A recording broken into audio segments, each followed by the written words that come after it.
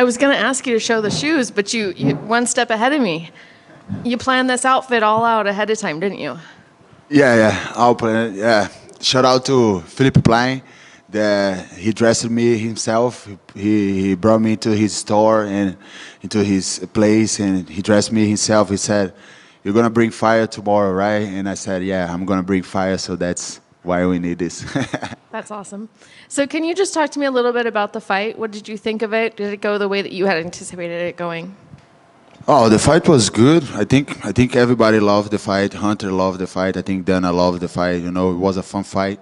I wasn't there to grapple. I was there to, bring fire, and be comfortable in the danger, because Jerry's a very dangerous opponent, So I think the fight went good. My jabs was on point. My calf kicks was on point.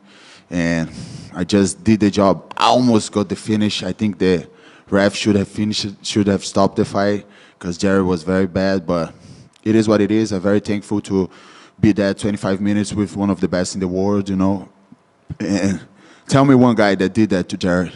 Tell me. There's no one that did that to Jared the way I did it, The durability that I had over there, the shots that I took, and I kept standing, So very proud of my performance. I righted and I said and I asked God to be the best performance of my career, and it was. Were there any surprises in there? Anything that you hadn't anticipated from him?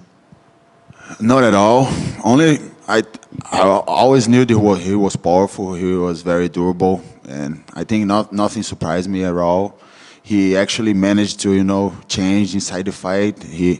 He was slipping off my jab and all this stuff, but I saw it all coming. Me and my team, we anticipated everything that he done, and that's why we're the fighting nerds. We calculate, we study, and when the test comes, we take A+. How about that cut? How does that feel? Is that going to be fun for the airplane? Oh. How you guys think? Starting. It's a good cut. Good thing. Sorry, it's a good scar to tell the history, and to show my kid, and said, "Daddy work hard to, to fulfill your dreams, to provide to the family." So it's just a story right now. It's all good. Thanks, Jared. I've heard some fighters say that when they smell the blood, it kind of turns a switch on. Do you feel that way? I think this is just something that people made up, blood is blood, for sure. When I felt it, I was like, I cannot take again that, because it can be open more, so I wouldn't be dumb enough to know, now I felt the blood and now I'm going forward. No, this is not my style. I'm very calculated guy, like a fighting nerd, so I think this is just something that fighters made up to hide their fears. And, we spoke a little bit earlier about you being the first fighting nerd to have a main event. Now you're going to be the first to have the first main event win. Does it feel nice to kind of be the person that's building the path for some of your teammates? Yeah, it feels great, I know that I inspire a lot of people in my gym, I know that I'm a role model to them, That takes a lot of responsibility from me, But I'm doing my best, I just want to be considered one of the most intelligent guys that ever stepped into the octagon, just to be compared with GSP, John Jones, and all these guys, I know I have a lot of work to do, and I think I inspire all the people on the gym, outside the gym, in Brazil, and all this, and I'm very happy, blessed, and thankful for that. That's my son. He's screaming, "Leah!" He's excited. Yeah. Probably because he knows you're probably going to spend some of that bonus on him, right? Exactly. On his future, I'm going to give what my coaches deserve, and the rest I'm going to invest. I'm going to have a great trip to Thailand just to enjoy with my wife and my son, and can't wait. And what does this win do for you, for your career? Where do you see it taking you? I think it takes me to one of the best in the world, I'm top 5 right now. At least I deserve a top 5 spot on Tuesday, And I think I proved myself as one of the best in the division, that I can strike that I cannot only grapple, you know. I can strike, I have the grappling, I have the wrestling, I have the durability, I have the shin, I have the power. I think I show everyone that tonight, you know, and it's just gonna take me to my belt. The mantra of this training camp was to show the new champ arrived, and I think I showed that a little bit, you know. If I'm not the next one, at least when there's a conversation about who's the next one, my name is gonna be around there, you know. I know that. How long would you be willing to wait for a title shot? Would you agree to fight 1 or 2 more times before you get that? I want a title shot, that's for sure. But I'm a company man. Whoever's Hunter and Dana said me to fight, if the people above me or something like that, you know, like the fight that I deserve, you know, the fight that's gonna put me even more close to the belt, I'm gonna take it, you know, because I'm the company man. I'm very thankful for all the UFCs doing my career, for all the UFCs giving me all this platform and putting me in, you know, and I'm living my dream inside the UFC, you know. I always wanted to be a UFC fighter. I always wanted to be a champion. I already am a great UFC fighter, top 5 in the world, and soon to be a champion. Thank you. Thank you. One right here real quick. Congratulations on the win. And when you call out a guy like Dricus Du Plessis, what do you see in his game that you can potentially expose and potentially end up dethroning and figure out a puzzle like him, which quite frankly hasn't been solved yet by any other guy in the division? I think this is a good challenge, you know. I think as I said in my interviews, like, don't get me wrong, guys, you know, I just said, like, he's not like a plastic guy to see, you know. He's very bad with his technique, but he's making it work. And hats off to him, you know, like he deserves the spot that he is right now, and I'm willing to test myself against him. Let's see if my skills is gonna win from his skills, you know. I think I will, but I need to prove inside the octagon, so I just need a chance. And there probably isn't going to be too many guys ahead of you on the rankings come Tuesday when the matchmakers get that figured out. But one of them being Sean Strickland, who it looks like he might be next for the title against Dricus. So if that rematch ends up happening, how do you see that fight going? Maybe I got Strickland winning this fight, maybe, because I think Strickland won the last one, but maybe he left a little bit inside the octagon that he could do a little bit more. But, you know, MMA is crazy. I always bet against Dricus, and he always won. So I'm not betting on the next one. Not betting on money, but picking someone that is gonna win. I'm not picking. You know, let those guys kill themselves, and I'm the next one. If he was to win in a potential close fight again, do you think that would maybe have you wait a bit more on the sidelines for a title shot, given that they might opt for like a trilogy between those two or just something like that? I don't know, man. I can wait. I can fight. Whoever UFC puts on me, and let's talk. I just want a meeting with Dana. I think I deserve a meeting with Dana, you know? Like, I always see all those guys go inside his room, having meeting with him and Hunter and all those guys, you know? I want to be one of those guys, you know? Just go there, have some talk about business, you know? I can be a big superstar in the sport. I know that. I just need to keep working as I am. So, Dana, I'm waiting for your call. Just call me. We have some meeting. We have some sushi. We have some cold plunge, you know, something like that. Last one for me. Where do you think the fighting nerds will be in their career 1 year from today? I mean, you, Carlos Prates, John Silva, just to name a few. Where do you guys think you guys will all be in 2025?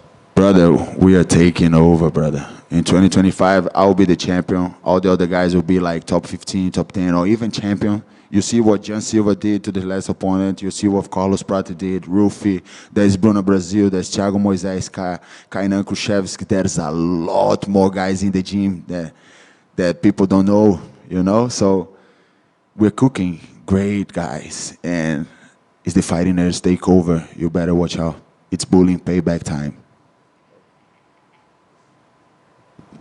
Congrats on the win. Tremendous performance. Thank you. We know that, you know, you take your craft serious as a professional and you guys can prepare as much as you can. Fighting Nerds put together the plan. But how close to what you guys emulated, sparring sessions, training, was able to come through tonight for you? And you say, you know what? this was just, I was comfortable. I was able to do what I wanted to do because I prepared. Yeah, this is interesting because I need to take hats off to Extreme Couture. Those guys really embraced me over there. They treated me as one of their teams. You know, when I'm here in Vegas, I'm always training with them because, you know, they're high-level guys over there. They're Sean, Curtis, and all those guys. So I'm very thankful for them. Thank you guys so much. Thank you, Sean. Thank you, Curtis. Thank you, Nick. Thank you, everybody over there, you know, Eric, you know. And, you know, being there, fighting every day, training every day with high-level guys is something that really made me better. But being in the gym, in the Fighting Nerds gym, there are guys that are really, really high level. You guys are seeing that in the UFC. It really made me the athlete that I am today. And thanks to the coaches, you know, over there. Those guys are doing an amazing job. They put everything over themselves inside this fighting game, you know. Like, I came straight from Manchester here to Vegas, and I said to them, "Oh, we're gonna pass 3 weeks in Vegas," and they didn't even think about anything. They just left their families over there. They came with me, spent the other 3 weeks here with me, you know. And Block Asset got me a big house, you know. So very thankful for that, for all the guys, for all the support that I'm having, you know. And I got high-level training Extreme. I got high-level training the Fighting Nerds, and this is what you guys see. That's how prepared I was for this fight. That's awesome, man. If anybody had any questions, if there was any haters, any doubters about, oh, he could only do 3-round fights, count no good, but you just answered those and passed the chest with flying colors. How good does that feel? That your work speaks for itself. You don't have to say one word. It feels good, brother. The best response is with actions, you know? If you want to inspire someone, just change your actions, you know? Doesn't need to talk that much. Like, and I think I did, you know? I think I did with my actions inside the octagon, outside the octagon. And I think everybody knows me now, you know? Now I can say I'm one of the best in the world, and I'm going to keep proving that, keep working, keep doing my thing, you know? We're taking over, brother. We're taking over. Yes, sir. Congrats on that. And like Harold alluded to, with now how everything just changes. As soon as your hand was raised, that second marks the moment where everybody knows you're thrusted into a whole nother level of the UFC. And you could potentially be a replacement fighter. You could potentially be the backup for a title fight. Yeah. How crazy is that? Or is that exactly what you expected to be on this trajectory of your career now? It's both. I expected, but it's crazy, right? Just a kid from Northeast Brazil that was afraid of fighting, that couldn't control himself emotionally and all this stuff. And now he's here fighting the best guys in the world, passing through some storm, being calm there, and trading punches with one of the most powerful guy in the division. So I think the world keep rolling, you know, and you will keep rolling, and soon you guys gonna see me with the belt. That's what I deserve for the work I put on it. I put my life on this sport, and I think I deserve that spot, you know. So I'm just gonna keep working, keep proving with my actions, and the world will see, as they saw today, the new champion arrived. His name is Caio Borralho. I love it. And last for me, if you could put into words, we got a glimpse of your personal life when the camera stayed on you, of course, walking out triumphantly from the octagon, and you shared that beautiful moment with your girl and with your baby. You know, they are everything for me, you know. I have my family over there, my mom, dad, and everybody, you know, but I'm building my own family with Laís, Liam. They are everything for me right now. Everything that I do is thinking about them, just to make my wife proud, make her spoiled, you know, and make my son happy and fulfill his dreams, you know. That's my reason. It's not about money. It's not about fame or anything like that. It's all about being a role model to a family and an inspiration to many others. That's my path, and I think I'm I'm on my way, you know. Yes, sir. Well, congrats on the win. Thank you. Congrats on having that reason. Thank you. Well done tonight, sir. Thank you. All good? Thank you so much, guys. Let's go to the next one.